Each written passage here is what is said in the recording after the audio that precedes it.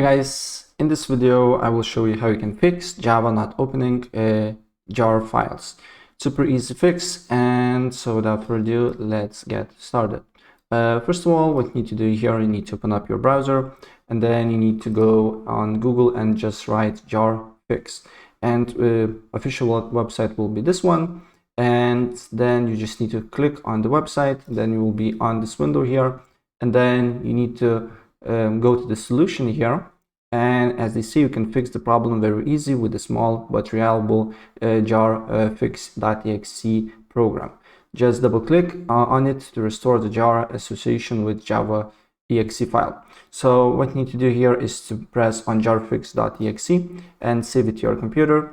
And once you save that, then you should get a setup here. So you need to press on that, and then after you click that, you should get a register successfully message, and if you got it, you're good to go. Your problem should be fixed.